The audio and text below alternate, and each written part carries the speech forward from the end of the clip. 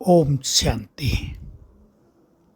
स्वयं ज्ञान के सागर ने जो पतितों को पावन बनाने वाले हैं, पवित्रता के सागर हैं, जो विश्व कल्याणकारी हैं, उन्होंने अपने महान रत्नों को अर्थात महान आत्माओं को पवित्रता के बल से संपन्न बनाने के लिए, शुभ भावनाओं की वृत्ति बना देने के लिए, दाता बना देने के लिए तैयार किया है।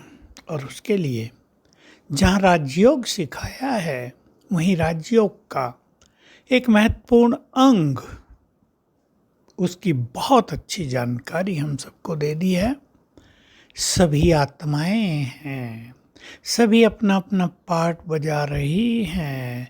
हर एक मनुष्य के मस्तक में दोनों भ्रकुटियों के बीच ये चमकती हुई आत्मा विराजमान है। सभी की आत्माएं अलग अलग क्वालिटी की हैं, सब में अलग अलग प्योरिटी, सभी के कर्मों की कहानी अलग अलग, कोई पाप आत्मा कोई पुण्य आत्मा, सभी का ओरा अलग अलग, किसी का छोटा किसी का बड़ा।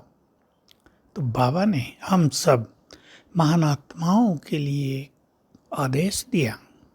बाबा माना शिव बाबा, स्वयं निराकार भगवान, तुम सभी को आत्मिक दृष्टि से देखो।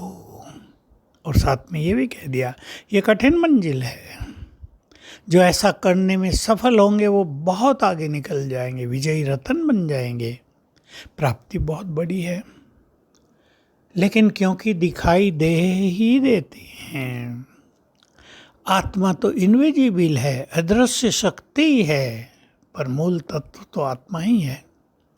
इसलिए जो श्रेष्ठ राजयोगी हैं, जिन्होंने अपने जीवन में बहुत महान लक्ष्य रखा है, जो विश्व कल्याण करना चाहते हैं, जो विश्व सेवा को सफल करना चाहते हैं, क्योंकि जो विश्व सेवा में तत्पर रहेंगे, जो विश्व का कल्याण करेंगे, जो सभी को शुभ भावनाओं का दान देंगे, वही विश्व महाराजन पद को पाएंगे।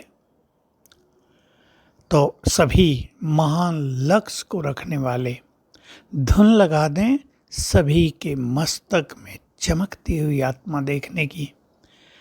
कुछ बातें याद रखेंगे। अगर हम एक अच्छी स्मृति में हैं, अच्छे स्वमान में हैं, और हम किसी को आत्मा देखते हैं, तो हमारे उसी तरह के वाइब्रेशंस उस आत्मा को पहुंचते हैं।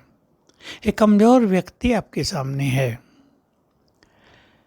उसको आपको बल देना है, तो आप स्वयं को इस स्वरूप में स्थित करें, मैं मास्टर सर्वशक्तिवान हूँ, यानी मोस्ट पावरफुल हूँ, और ये आत्मा है सामने। तो आपसे पावरफुल एनर्जी उस आत्मा को जाने लगेगी। चाहे आप उसे दृष्टि दो या न दे, उसे आत्मिक दृष्टि से देखते रहो, आपकी दृष्टि का प्रभाव उस पर गहरा होता जाएगा। किसी को पवित्र बनाना है, माताओं को अपने बच्चों को मोबाइल की राह से छुड़ाना है, श्रेष्ठ राह पे लाना है, शुभ भावना रखो, आत्मिक दृष्टि रखो, मैं पवित्रता की देवी हूँ, इस स्वमान में स्थित हो जाओ। तो आपके पवित्र वाइब्रेशंस, शुभ भावनाओं के वाइब्रेशंस उनको जाएंगे। साथ में संकल्प भी देना, ये मोबाइल अभी कम कर दो, बंद कर दो, इससे तुम्हारा भविष्य बिगड़ जाएगा। तो दूसरों को आत्मा देखना माना उन्हें वाइब्रेशंस देना। दूसरों को आत्मा देखने से धीरे धीरे दैहिक दृष्टि समाप्त होगी, देह के कारण जो इम्प्योरिटी है वो भी समाप्त होगी, और पवित्र आत्मा बनने में हमें बहुत बल मिलेगा, सहजता होगी। तीसरी बात, जिसको भी हम आत्मा देखेंगे, आत्मा देखने की प्रैक्टिस और आत्मिक स्वरूप में स्थित होने की प्रैक्टिस से हमारी वाणी में बहुत प्रभाव आ जाएगा। हम जो कुछ कहेंगे उसका सीधा असर दूसरों पर होगा, जिसे हम ज्ञान देंगे वे बाबा के बन ही जाएंगे। तो फ़ायदे ही फ़ायदे हैं।